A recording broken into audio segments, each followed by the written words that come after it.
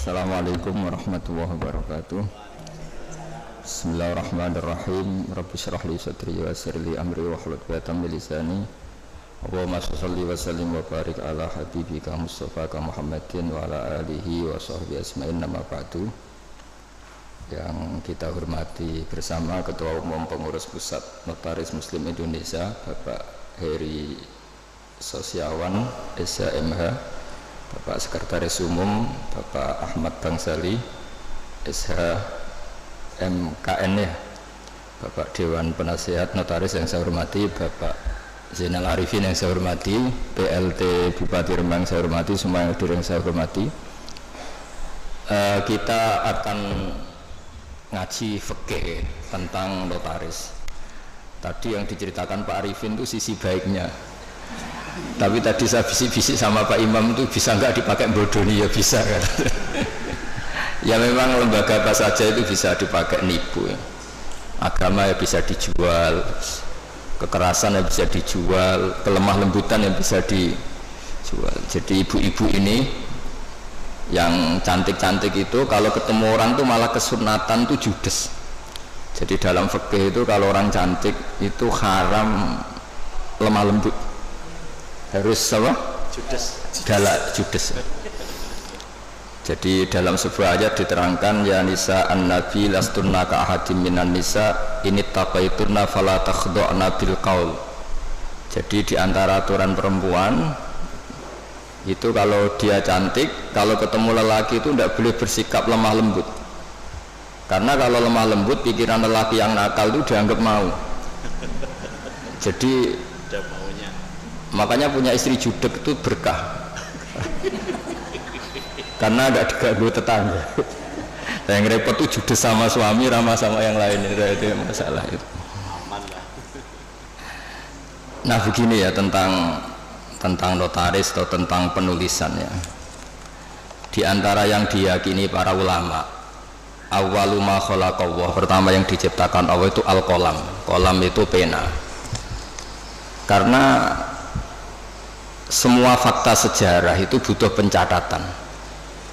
Dan kalam ini yang mencatat semua peristiwa yang mulai alam ini diciptakan sampai hari kiamat. Semuanya sudah dicatat oleh Allah Subhanahu wa taala. Lalu pencatatan ini untuk apa?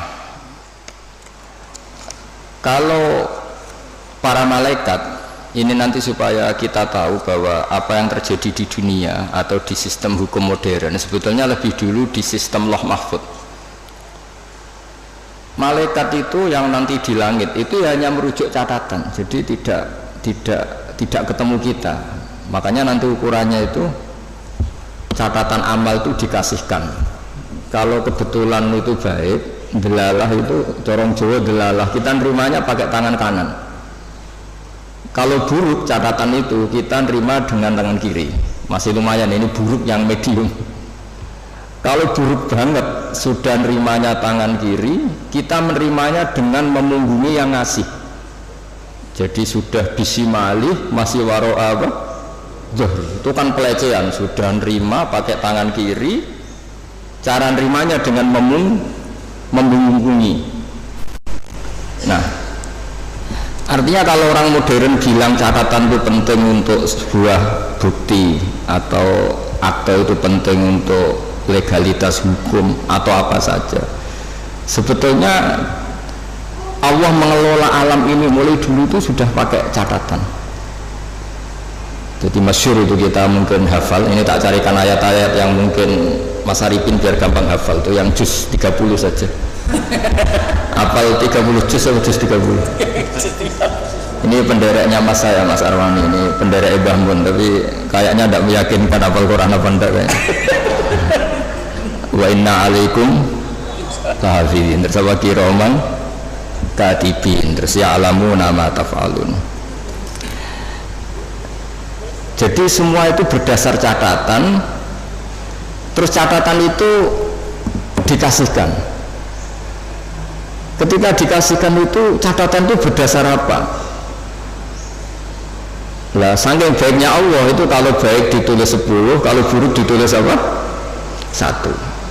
Tapi banyak ulama yang ngendikan begini, untuk diterima sebagai baik itu banyak syaratnya. Misalnya sedekah, materi yang diberikan harus thayyibah, harus baik, dari pekerjaan yang apa? Halal, dengan niat yang baik, yaitu ikhlas. Jadi baik itu memang ditulis 10, tapi catatannya agak banyak, aturannya agak banyak. Nah, buruk itu ditulis 1, tapi nggak ada catatan. Sama nggak bisa misalnya habis malam terus saya tidak dosa kok tadi saya tidak ikhlas itu. Tidak bisa. Habis korupsi, insya Allah korupsi saya nggak diterima Allah, yang saya tidak ikhlas itu. Tidak bisa. Sementara sholat itu ditulis 10, tapi untuk menjadi sah itu catatannya banyak. Ya misalnya saya ini kecelok kiai, terus kalau jadi imam terus sholat nggak khusyuk kan malu. Akhirnya ya khusyuk saya ini mu'allal, ada penyakitnya karena demi jaim lah, jaga apa? Imam. Kayak saya misalnya bupati kok gak ngomong kesejahteraan rakyat itu kan ya malu, akhirnya ngomong. Apa betul hatinya gitu apa enggak? Nggak tahu. Jadi ribet. Untuk kebaikan itu ribet. Saya kiai ngomong agama, ini demi penjelasan agama apa profesi, apa cari keuntungan juga nggak pernah tahu. Sehingga agama ini tidak hanya ngeritik orang fasik, tapi yang ngeritik ulama. Sehingga Imam Ghazali itu ngarang Ihya, itu diantara juz-juz awal itu ngeritik ulama, itu aneh. Kenapa itu aneh? Karena uang Imam Ghazali itu ulama, kok karangannya justru ngeritik apa? Ulama. Karena agama ini datang untuk membenahi semua. Saya ulang lagi, agama ini datang untuk membenahi semua, termasuk membenahi sistem keulamaan. Di antaranya aturannya adalah ilmu itu harus tercatat. Jadi notaris itu nggak boleh bangga, sebetulnya itu mengikuti tradisi tertua dalam sejarah alam raya ini. Awwalu ma khalaqallah itu al-qalam. Ya tentu di atas itu semua ada Nur Muhammad SAW, tapi ini kita bicara al-qalam. Nah, kenapa semuanya harus tercatat? Saya sedikit cerita. Banyak ulama yang berpendapat, pertama yang bikin kolam yang bisa memanfaatkan atau menggunakan alat tulis itu Nabi Idris. Itu beliau nulis terus.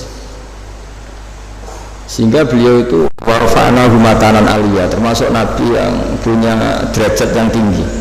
Karena jasanya itu suka nulis. Nah, akhirnya ini saya cerita ilmu keahlian yang saya tekuni, keahlian disiplin yang saya tekuni. Ketika Rasulullah SAW masih sugeng, itu semua yang dilakukan itu dicatat. Andai kan nggak dicatat, maka kita tidak tahu mana yang dulu, mana yang belakang, dan nanti punya efek hukum yang dulu bisa dinasah, dibatalkan oleh catatan yang lebih baru. Seperti undang-undang juga gitu, ada revisi semuanya, ada amandemen semuanya ada itu. Itu semuanya dicatat. Tapi jangan katakan catatan itu mengikat, ya tidak juga. Karena yang bohong juga banyak, sehingga dalam ilmu hadis ada hadis maudhu, dipalsukan. Jadi kalau notaris kok ceritanya baik semua ya Pak Arifin, ya tidak mungkin hadis saja bisa dipalsu, apalagi notaris akte. Itu di Jakarta saya sering ketemu orang-orang kaya kalau cerita, satu tanah sertifikatnya bisa 3, asli semua. Ya kan ribet. Nah, kalau di dunia perdukunan itu semuanya bilang punya Nogososro, asli semua. Sing ahli Istanbul ya semuanya punya Istanbul, semuanya ngeklaim asli semua. Jadi catatan itu penting. Tapi kemudian validasi tadi menurut agama itu siapa? Era dulu yang dipercaya itu orang adil. Orang adil itu orang yang nggak pernah dosa besar atau tidak sering melakukan dosa kecil. Lalu dunia ini bergeser lebih mendengar ke saksi ahli. Ini yang mulai agak ruwet menurut agama, tapi nggak ruwet menurut ilmu modern.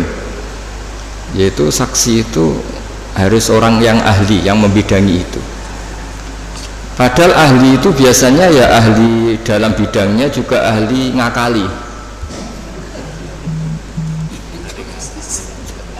Makanya dulu guyonannya Gus Dur itu terkenal itu. Ada ustadz itu agak salah itu. Ya memang salah itu. Ada wartawan dia nggak ngerti ustadz, singkat cerita Gus, ustadz itu orang suci, kenapa maksiat tuh?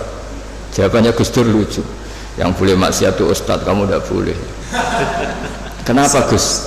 Karena dia tahu caranya tobat, kamu tidak tahu. Jadi sebelum maksiat sudah tahu kalau melihat perempuan lain tobatnya wudhu kan gitu.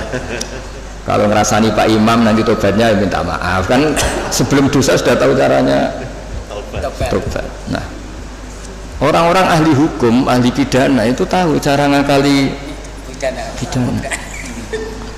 Jadi, nah ini PR bagi kita semua. Lalu Allah itu tahu semua apa yang akan dilakukan hambanya, termasuk akal-akalan itu. Baik akal-akalan merekayasa kebenaran maupun akal-akalan dalam apa saja. Di sini akhirnya Quran itu ya bicara wa makaru wa makarallah wa huwa khairul makirin. Karena manusia itu mulai dulu cerdas. Ketika orang Yahudi dilarang berburu hari Sabtu dan hari Sabtu itu ikan banyak, mereka tidak berburu hari Sabtu, bikin jebakan, ya. Jadi bikin jebakan tok tapi nggak diambil. Setelah ikan itu tertahan, diambilnya hari Sabtu, hari Minggu, ya. Jadi ya, jebak, ya, jadi orang Sabtu ini tapi Minggu. Jadi Nabi Idris itu cerita yang terkenal, yang pertama manfaatkan alat tulis itu. Sampai tidak usah tanya ini riwayat ini hoax apa enggak, hadisnya maudhu apa enggak. Nanti setelah alim saja ditanya itu. Sebelum alim jangan tanya dulu. Baca kitab tidak bisa konyol al hadis maudhu enggak, ini ribet orang-orang. Nanti setelah alim bisa baca kitab baru debat saya, supaya nanti kalau masih debat tak tanya sudah alim kok enggak belajar apa sendiri. Nabi Idris itu ingin masuk surga. Singkat cerita dia itu berdoa, ya Allah, di antara anak ini cerita ini jarang saya ceritakan. Pertama ini saya cerita di semua ngaji baru ini saya cerita. Ini agak spesial notaris ini karena Nabi Idris ini nabi pertama yang apa? Memanfaatkan tadi alat tulis. Itu nabi itu ya aneh cara berpikir. Nabi itu memang ya agak aneh cara berpikir. Tapi anehnya orang baik. Saya itu kok kasihan sama malaikat yang ngatur matahari. Kan kalau menurut keyakinan agama semua sistem alam raya ini dipasrahkan malaikat. Lahu muakibat, pokoknya semua yang mengatur alam raya ini sama Allah dipasrahkan sama malaikat. Lalu orang modern entah bilang itu satu sistem atau satu apa terserah lah. Tapi kalau istilah agama itu malaikat. Makanya diantara jawabannya Pak Quraisy Shihab ketika ditanya kalau makanan ada malaikatnya, hewan ada malaikatnya, padahal menurut ilmu modern itu tidak ada. Terus kata Pak Quraisy, jika gizi kamu katakan gizi, lalu vitamin kamu katakan vitamin, tidak ada yang larang, kenapa agama pas bilang itu ada malaikat kamu ribet gitu. Jadi sebetulnya manusia itu yang lucu. Ketika sama tak kasih tahu, pisang itu ada vitamin apa? Kamu kan jawab vitamin A. Andai kan dulu penemunya bilang vitamin Z gitu kan, kamu tetap bilang Z. Iya kan? Kenapa ketika kita bikin istilah malaikat ribet? Jadi sebetulnya manusia itu aneh. Ya dulu orang ya nggak ada namanya bupati, adipati. Sekarang jadi bupati. Mungkin pencipta bahasa adipati mangkel piye ganti jadi bupati itu adipati. Ya itu kan masalah nama saja, masalah apa? Singkat cerita Nabi Idris itu ya Allah, tolong beri keringanan malaikat yang bagian ngatur matahari. Sebagian ngatur orang cantik kan ringan, bagian ngatur pohon-pohon yang indah itu ringan. Bagaimana malaikat yang ngatur apa? Matahari, panasnya kayak gitu. Terus kata Allah, doa kamu saya kabulkan. Hari setelah doa itu malaikat yang bagian ngatur matahari itu merasa rileks, nggak seberat kayak biasanya. Akhirnya tanya, ya Allah, kenapa saya sekarang jadi ringan tugas saya? Ya berkat doa ini Nabi Idris. Singkat cerita terus, tolong beri hak dia terbang ke langit karena sudah mensyafaati saya, terbang dia ke langit. Ketemu malaikat, Jadi orang baik itu ya kadang ngakali, ketemu malaikat Israel, tolong saya kasih tahu rasanya mati. Tapi ya kasih mati dia. Akhirnya di surga. Setelah di surga itu cerita kiai kuno itu, setelah kamu belum saatnya masuk surga, pulang lagi. Terus kata kiai kuno itu, sandalnya ditinggal satu. Terus kata Nabi Idris, saya belum bisa keluar Gusti sebelum sandal itu ketemu. Lah surga itu luas, dicari sampai sekarang nggak ketemu. Makanya warfa'nahu makanan aliyah itu ada ulama mengatakan di antara nabi yang nggak meninggal selain Nabi Isa itu Nabi Idris, karena beliau sekarang itu masih tertahan di surga nyari sandal. Nah, itu ya gara-gara ngakalin malaikat Israel akhirnya mangkel. Ini kan orang belum mati, tadi kan mintanya mati itu uji coba, kenapa mati betulan terus gak mau kembali. Ini cerita. Jadi Allah itu saking baiknya, kadang-kadang kesaksian orang yang agak-agak nipu itu ya diterima. Dulu itu ada orang saking percayanya hadisnya Nabi, ini cerita nyata ya, tapi saya tidak ingin dijadikan syariat. Ada orang tuh saking percaya sama hadisnya Nabi, dalam hal itu bagus, tapi dia harus nipu untuk mengaplikasikan itu. Yaitu ada hadis, siapa yang mati disaksikan orang sekian, dia orang baik, maka dia akan masuk surga. Dia itu nggak orang baik sama sekali, akhirnya nyewa orang. Pokoknya nanti kalau saya mati, kamu harus bilang saya ini orang baik. Nyewa. Dia kali. Bayar saya. Ya, supaya punya akte bayar. Tapi tidak tahu kalau contohnya itu tidak tahu. Semoga itu tidak terjadi. Atau kalau terjadi ya semoga tobat. Akhirnya itu bayar betul. Dari rumah sampai kuburan ya orang-orang ini iya lah gitu. Ini orang baik, ini orang baik. Ya khair terus. Itu diampuni sama Allah. Allah bukan nilai bayar nyuapnya, tapi nilai wong itu percaya nih beda-beda di Nabi. Sama hadisnya. Jadi orang itu memang punya sisi aneh. Jadi sudah tahu kalau yang legal formal notaris, ya sudah berusaha dapat notaris. Di satu sisi mengaku ini legal formalnya hukum harus punya akte. Supaya jadi dari segi ngaku itu legal formal yang diakui negara bagus, tapi dari segi cara mendapatkannya ini yang masalah kan. Jadi ya saya enak ya enggak, ini cerita aja. Saya ini tidak termasuk dia yang bisa disuap, artinya kalau mau ngomong ya ngomong aja. Terus diundang notaris terus muji-muji terus ya enggak, itu mari tidak adil gitu ya biasa. Jadi sama Allah dimaafkan. Bukan nilai apa tadi uangnya, tapi nilai dia percaya sama bahwa yang disaksikan orang sekian tuh masuk surga. Jadi kita tidak pernah tahu cara pandang Allah, dan ini harapan ya bagi kita semua yang sering salah. Mungkin tidak sekedar pernah salah, saya ini sudah jujur sering salah, sehingga di teks hadis mangkulu bani Adam khotoun wa khairul khotoin at-tawwabun. Setiap dari Bani Adam itu sering salah. Khotok itu bukan khotik. Kalau bahasa Arab itu ghafir itu mengampuni. Kalau ghafar sering ngampuni. Wahib itu pemberi. Kalau wahab sering memberi. Makanya kalau bahasa Arab itu kalau diikutkan wazan fa'al itu mubalaghah. Masih ingat? Masih maju masih. Ini masih. Ya, masih maju dia. Jadi itu kadang-kadang hubungan manusia dengan Allah itu kita tidak pernah tahu.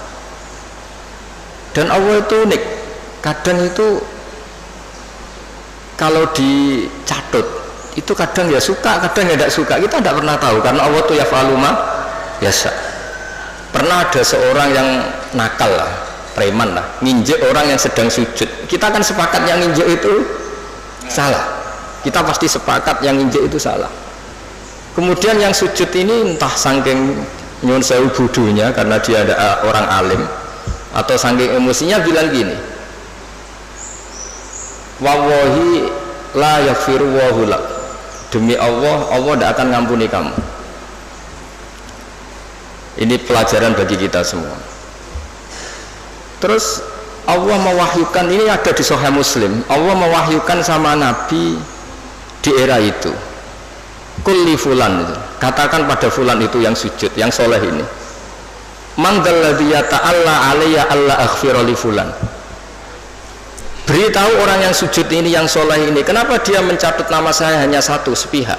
Saya ini Tuhan loh, bisa aghfir, bisa u'adzib, saya ini bisa memaafkan, bisa menyiksa.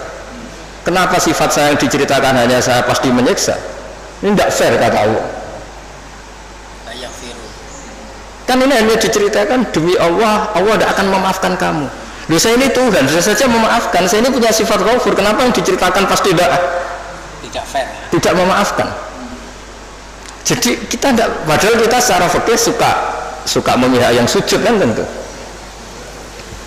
Itu ibarat satu keluarga Natal, terus kakaknya bilang, nak sepeda motor buat dulu mesti bapak mesti ngamuk, jebule bapak era ngamuk, lah do sepeda sapa narawai bapak malah kalau tonggo ribet kan. Kita tidak pernah tahu tingkat pemaafnya orang tua. Nah, kita hubungan dengan Tuhan kalau kita soleh seringnya gitu, dengan kita Allah memaafkan, dengan orang lain tidak. Tidak bisa seperti itu. Allah tetap punya sifat dua, diulang-ulang itu. Yaghfiru liman yasha wa yu'adzibu.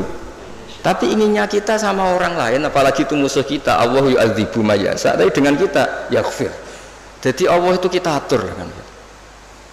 Itu tidak boleh. Allah tetap yaf'alu ma yasha. Jadi bisa saja saya nanti masuknya surga itu dulu Pak Imam saja, meskipun hanya PLT Bupati, bisa saja. Karena Allah yaf'alu ma yasha, boleh saja. Tapi ya boleh juga kalau dia dahulu saya diusir lagi ya boleh saja kan. Tapi yang jelas itu Allah nggak suka dicatat sepihak, itu nggak suka. Nah, sehingga maksud saya ngaji di sini, ketika kita sudah punya legal formal akte misalnya, jangan lalu melupakan bisa saja fakta sebenarnya tidak seperti itu. Karena tidak gampang, legal formal mewakili fakta itu tidak gampang. Saya cerita sedikit ini sekaligus peringatan bagi semua yang nangani hukum lah atau legal formal. Saya juga pernah didolani Dirjen Kemenhum. Saya sering cerita dulu ada orang bercekcok di depan Nabi, 2 orang. Itu Nabi cara ngendikan tuh hati-hati sekali.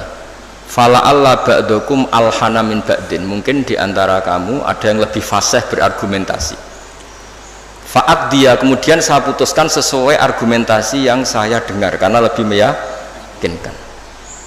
Akhirnya saya menangkan. Tapi ketika saya menangkan dan dia ternyata salah, sebetulnya saya hanya ngasih dia neraka. Maka bertobatlah orang yang berpinter argumentasi. Jadi kan data itu ya bisa dipalsukan, argumentasi bisa dikondisikan, apa saja bisa. Jadi Nabi yang Nabi saja ketika bikin keputusan tentang sengketa-sengketa sosial, Nabi kalau ngendikan fala Allah ba'dakum alhan itu lebih fasih berargumentasi, sehingga saya putuskan sesuai data yang diberikan ke saya. Tapi ketika data itu palsu atau enggak benar, sebetulnya saya hanya ngasih dia neraka. Dan data ini banyak ribet. Ini saya cerita sesuai bidang saya. Nanti yang di notaris atau di kehakiman atau apa saja bisa mengkiaskan, atau orang tua atau apa. Data itu membingungkan. Makanya dulu di antara cerita yang disebut Quran antara Nabi Dawud sama Nabi Sulaiman. Nabi Dawud itu orang soleh. Mulai dhisik nek wong soleh kon mikir teman-teman itu rapati iso. Perkarane iku pikirane donya wis pilih buan ngono. Dadi wong soleh nek dadi pemimpin rada ribet. Nanti kira-kira bupati mbek kula ya soleh kula, nak mimpin itu ribet. Wong soleh itu mergo cara wong soleh itu donya itu sepele, buan PPN barang napa donya wae. Tapi nak wong rapati soleh kan iman, jadi penting ra soleh itu kadang ya penting.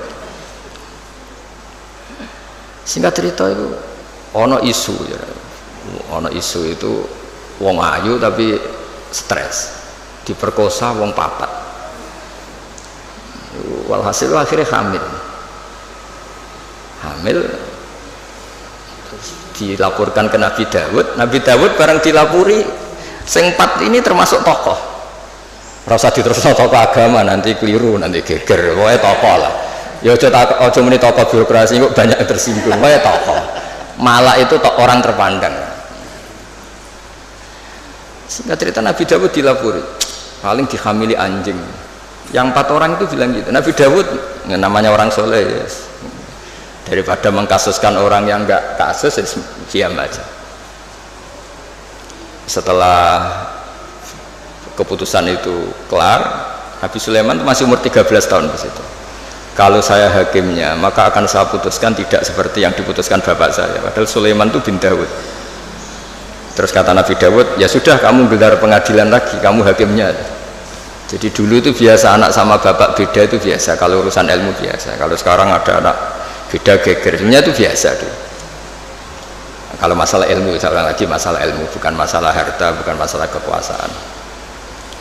Akhirnya Nabi Sulaiman, dan ini menjadi ilmu yang sekarang ditiru para intel, para kasat reskrim, para itu. Nabi Sulaiman akhirnya tanya sama 4 tokoh ini, 4 orang gitu aja lah, nggak usah tokoh ribet. Tapi sebenarnya tagnya itu tokoh. Dipanggil satu-satu. Yang merkosa itu anjingnya warnanya apa? Hitam katanya. Dah kamu ke sana. Yang kedua ditanya, warnanya apa? Merah. Padahal 4 orang itu ketika di depan Nabi Dawud, 4-4-nya bersaksi bahwa itu diperkosa anjing. Semuanya menyaksikan. Nabi Dawud memutuskan ya sudah anjing gitu. Nabi Dawud nggak mau ribet. Berarti sudah merah, hitam, putih. Nggak tahu yang keempat jawab apa nggak ada anjing. Pokoknya 4 ini warnanya beda-beda. Setelah satu-satu terus dikonfrontasi bareng. Kamu tadi bilang apa? Hitam. Kamu tadi bilang apa? Merah. Kamu tadi bilang apa? Putih. Katanya menyaksikan bareng. Kenapa anjingnya jadi beda-beda? Berarti kamu bersekongkol bohong ya? Wah, akhirnya ngaku kalau keempat ini yang tadi yang merkosa. Jadi apa ya? Menghakimi itu tidak gampang. Sehingga di Quran itu kalau Allah muji Nabi Dawud itu hanya dipuji kebaikannya, diantaranya inna sakharna ma'hul jibala yusabbihna seterusnya. Tapi ketika masalah hukum kata Allah fafahamnaha Sulaiman wa kullan atayna hukmau wa ilma. Jadi kalau masalah kecerdasan memberi hukum itu kata Allah fafahamnaha Sulaiman, cerdas anaknya. Begitu juga ketika ada mbak sama adik punya anak, sama-sama punya anak itu kalau kecil kan wajahnya mirip-mirip, apalagi saudara ya, anaknya mbak sama adik. Singkat cerita di tengah hutan itu dimakan oleh serigala. Ya kalau sama-sama cantik anaknya kan mirip-mirip karena bersaudara. Nah sing situ Afrika, situ Indonesia kan raine sekarang video, ini kan sama-sama satu klan yang sama, satu marga. Setelah dilaporkan Nabi Dawud, beliau memutuskan sesuai yang meyakinkan argumentasinya. Diputuskan, ya sudah yang hidup ini milik kamu. Misalnya menang adiknya. Ya sudah, karena kebetulan yang sebetulnya punya bayi tadi tidak bisa berargumentasi. Akhirnya Nabi Sulaiman ya sama, kalau saya hakimnya tidak saya putuskan seperti itu. Ya Nabi Dawud ya fair, silahkan gelar apa pengadilan lagi, digelar. Terus kata Nabi Sulaiman, ambilkan sapeso, daripada 2 bersaudara ini bersengketa, bayinya dipotong 2 ya, dibagi katanya. Ini yang mbaknya ini yang tadi kalah itu langsung spontan, itu tidak bayi saya, silahkan dikasihkan adik saya. Sehingga adiknya tenang saja. Terus adiknya ditanya, kenapa kamu tenang saja ya? Kalau adiknya harus dibagi. Akhirnya dimenangkan mbaknya. Pikirannya Nabi Sulaiman, membiarkan bayi dipotong 2 itu tidak naluri seorang ibu, mesti jadi kira bener. Sing mbaknya karena ingin bayi ini nggak dipotong sampai rela dikasihkan orang lain, sementing bayi saya hidup. Ini naluri seorang ibu. Nah, ini kepintaran Sulaiman. Jadi dia memanfaatkan psikologi untuk memutuskan siapa yang. Sebetulnya di notaris, di kehakiman bisa pakai teori itu. Ono wong kok oleh ngajakno permohonan wis bulat terus. Saja itu alamat terus. Kata Nabi itu semua riwayat mengatakan al-haqqu sahlun, kebenaran itu nyaman, bawaannya kebenaran itu nyaman. Ditanyakan tetangga-tetangga yaitu miliknya, ditanyakan kerabatnya yaitu miliknya. Tapi kalau barang nggak bener itu mesti mubang. Kan harus ngambil data-data yang nggak valid divalidkan yang apa. Sebenarnya kalau barang hak itu pasti gampang. Tapi masalahnya selalu ada orang yang pintar berargumen. Nah, makanya terus ada aturan tadi al-bayyinatu alal mudda'i. Jadi mudda'i itu orang yang mengklaim itu harus lebih punya apa? Bukti.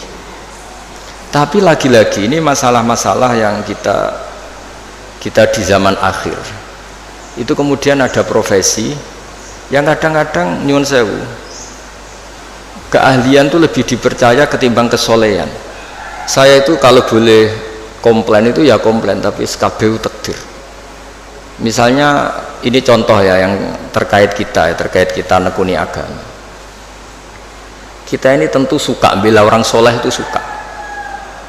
Kalau saya nuruti ghirah diniyah itu bela orang soleh itu suka. Tapi kita juga harus tunduk sama sifatnya Allah Ta'ala itu wa yaghfiru liman yasha. Juga kita harus tunduk bahwa Allah bisa saja mentobati siapa saja, kapan saja. Jika Nabi itu kalau disuruh masuk mau munafik itu ya nggak mau. Bisa saja Allah itu aradawahu bi khair, entah kapan. Kayak apa bencinya Nabi sama Wahsy karena membunuh orang paling dicintai Nabi itu Qatilu Hamzah. Tapi malah Wahsy dikasih apa? Tobat sama Allah. Makanya kata Imam Ghazali, berapa orang sing sabbal anbiya akhirnya yatubu alaihim. Itu yang akhirnya iman sama Nabi itu dulu orang-orang yang pernah ingin bunuh Nabi. Iya, Abu Sufyan itu yang mimpin perang Uhud, Abu Sufyan mimpin perang Badar, Abu Sufyan. Tapi akhirnya tobat jadi mertuanya Nabi. Sehingga kita ini atas nama agama juga inginnya bela orang soleh mati-matian. Tapi atas nama agama juga memberi harapan kepada orang yang sedang fasik, karena banyak cerita mereka itu tobat. Sehingga kalau kita atas nama ilmu ya sudah ngikuti cara Allah ngendikan. Misalnya liyadzawwa shadiqina bisidqihim wa yu'adzibal munafiqina ya insa'a aw yatuba. Sudah, kita harus ngomong 2 kali. Allah menyiksa orang munafik itu ya insa'a kalau Allah ingin, aw yatuba atau Allah memberi tobat. Jangan karena kita marah seakan-akan orang itu pasti kena siksa. Tidak mesti juga, bisa saja Allah ngasih ampunan. Makanya ada 2 hadis terkenal dalam hal ini. Yang satu Nabi pernah ngendikan al-qatil wal maqtul finnar, yang bunuh maupun yang dibunuh sama-sama di neraka. Sahabat komplain, hadza al-qatil fama balul maqtul. Oke, kalau pembunuh di neraka masuk akal ya Rasulullah, kalau yang dibunuh kenapa harus di neraka? Jawab Nabi itu unik. Yang dibunuh itu sebetulnya masalah nasib saja, mentalnya tetap pembunuh, sehingga dia harus tetap ketika orang duel sama-sama pakai pedang, semua mentalnya apa? Pembunuh. Mentalnya sama-sama, cuma inisial mati, tapi mentalnya tetap pembunuh. Sehingga dengan dihitung niatnya ini, ya sama-sama harus di neraka. Al-qatil wal maqtul finnar. Tapi Nabi pernah ngertikan juga, suatu saat saking rahmatnya Allah, al-qatil wal maqtul sama-sama happy di surga, sama-sama senang di surga.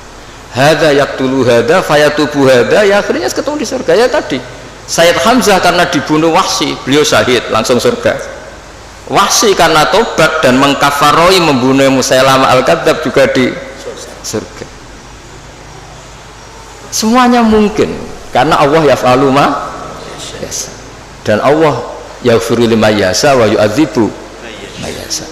Nah, di sini kenapa banyak kiai-kiai alim itu tidak tegas. Kata orang yang nggak pinter, kiai NU ora tegas. Sakjane kok perkara tegas ora tegas. Ya pancen ngaji, ya, untuk ngaji wis ngene iki wae.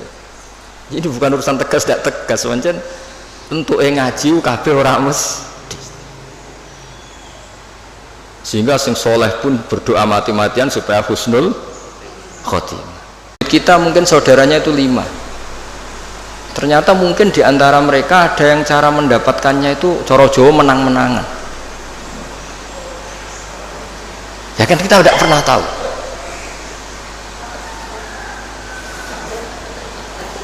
Ya kita tidak pernah tahu. Makanya di sini dibutuhkan selalu apa? Istighfar. Ya saya ulang lagi ya. Jadi kita ini tidak pernah tahu. Jangan-jangan yang kita miliki itu ada kecampuran-kecampuran hak orang lain. Karena kita tidak pernah tahu. Meskipun sekarang legal formalnya kita punya sertifikat, punya seperti ini contoh. Mungkin ini banyak yang tersinggung, tapi ini hukum tetap saya beritahu. Dulu Nabi itu melarang kalau orang terpelajar bertransaksi sama orang lugu. Dalam ilmu ekonomi itu layabi hadirun libadin. Orang terpelajar itu nggak boleh transaksi sama orang lugu. Karena bawaannya itu mesti ngakali. Bawaannya itu mesti ngakali. Terus naha Rasulullah antalakir rubban. Nabi itu melarang secara ekonomi penjual dari kampung-kampung itu dicegat sebelum masuk pasar. Jadi Nabi inginnya orang yang bawa sapi itu sampai ke pasar sapi supaya ngerti harga pasar. Tapi kadang-kadang tengkulak itu suka dicegat di perjalanan, apalagi dulu belum ada internet, belum ada HP. Terus orang dicegat ngertinya yaitu sudah harga terbaik, padahal itu harga paling murah. Itu sehingga naha Rasulullah antalakir rubban. Terus di kitab Fathul Mu'in, ini dengerin semua maklar-maklar ini supaya tobat. Di Fathul Mu'in itu walayasihu bi'ul fuduli, jual belinya maklar itu nggak sah di kitab Mu'in. Tapi Indonesia kan nggak anut Mu'in, anut untung rugi kadang-kadang itu. Jadi misalnya gini Pak Arifin ya, saya ini orang desa bawa sapi ya, sudah mbah-mbah tua itu, sudah mbah-mbah tua bawa sapi. Biasanya bawaannya maklar itu, mbah ini jenengan sapi ini kepengen pajeng pinten ya 10 juta. Oh mbah 10 juta. Biasanya mbah tua itu dilungguh noneng warung kon ngopi, dibiayai paling 5.000 kan kopi 5.000. Terus si Pak Arifin tadi jual sapi itu di pasar, kalau laku 11 juta ya dijual, baik mau dikasih 10 juta. Tapi kalau lakunya hanya 9, gak ngangkat bah dibalik meneh, mau rugi 5.000. Nah pertanyaannya gini, ketika nyata-nyata laku 11 juta, uang 11 juta itu imbalannya sapi apa imbalan omongannya Pak Arifin? Harga sapi apa harga apa? Enggak, sapi itu masih milik siapa coba? Mbah itu. Berarti uang 11 juta itu milik siapa? Mbah itu. Tapi kamu ikhlas enggak nyetorkan 11 juta? Mana cari nih. 1 juta berarti ini. Mesti Mbah mau kan sampean kepengen 10 juta, ini 10 juta. Pertanyaannya tetap saja secara fikih 11 juta itu semuanya milik Mbah tadi. Karena yang kamu jual masih. Nah, sebetulnya ada cara supaya halal. Mbah sapi tak utang. Berarti kalau diutang, nanti ketika payu 11 juta ya kamu ya gak masalah kan posisinya mbah sapimu payu dol piro 10 juta. Oke, 10 juta tak utang mbah ya. Berarti payu 11 juta kamu bayar 10 juta. Tapi resikonya nak payu 8 juta kamu tetap bayar 10 juta.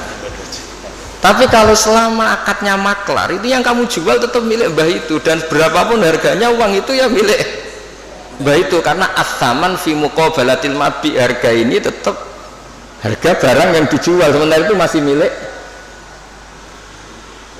mbah tadi. Jadi nah saya tidak tahu apa mazhab lain membolehkan itu enggak, tapi tetap normalnya itu ribet. Jadi makanya Nabi itu dulu tuh nggak suka kalau ada orang lugu-lugu dagangan ke pinter, nggak suka. Sampai Nabi ngintikan layabi hadirun di badin, hadirun itu orang kota, badin itu orang bedui, saking inginnya itu. Nah artinya mungkin di notaris, di kejahakiman, di kejaksaan itu ojo sampai lawang terpelajar berperkara ambek wong lugu, bawaan iki bodoni, iki dibodoni kan. Apa juga kita harus pakai hukum seperti itu? Potongannya kok lugu mbek wong pinter, sik mbah ora babak kok sik golek sing babak. Jadi